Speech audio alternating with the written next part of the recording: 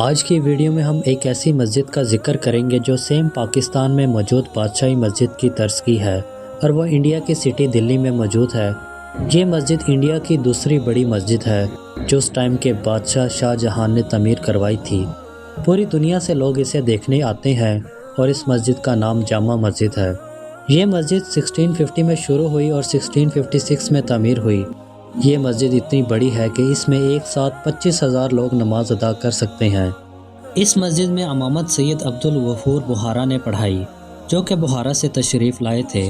تب سے لے کر آج تک ان کا خاندان اس مسجد میں امامت کے فرائض سر انجام دے رہا ہے۔ اس مسجد کو تعمیر کرنے کے لیے 5,000 ورکرز بلائے گئے۔ اس دور میں اس کی تعمیر میں تقریباً 10 لاکھ کا خرچ آیا تھا۔ اس مسجد میں داخل ہونے کے لیے 3 بڑے دروازے بنائے گئے اور 2 بڑے مینار بنائے گئے۔ اس سے پہلے کسی بھی مسجد پر مینار نہیں بنائے جاتے تھے۔ یہ پہلی مسجد تھی جہاں پر مینار بنائے گئے تھے اور ان میناروں کی اونچائی 40 میٹر ہے۔ یہ مسجد بہت اونچائی پر بنائی گئی ہے۔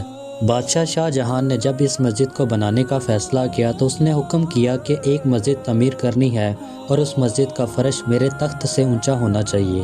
آج بھی آپ ادھر جا کر دیکھ سکتے ہیں کہ کچھ فاصلے پر لال قلعہ ہے۔ لال قلعے کی اونچائی جہاں پر ختم ہوتی ہے وہاں سے مسجد شروع ہوتی ہے۔ بادشاہ یہ چاہتا تھا کہ اللہ رب العزت کا گھر میرے گھر سے اونچا ہونا چاہیے۔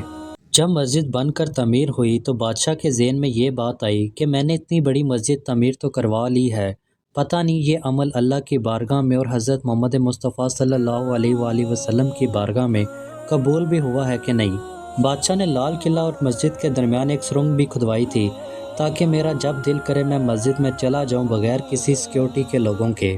بادشاہ یہی سوچتا رہا اور سو گیا کہ میرا عمل قبول ہوا ہے کہ نہیں ہوا۔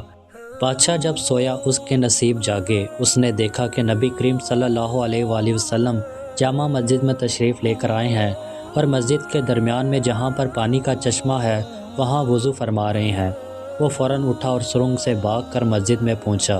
جب وہاں پہنچا تو نبی کریم صلی اللہ علیہ وآلہ وسلم وہاں موجود نہیں تھے۔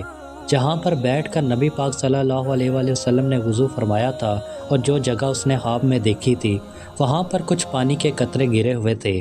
ایسا محسوس ہوتا تھا کہ جیسے ابھی ابھی کوئی یہاں سے وضو کر کے گیا ہے۔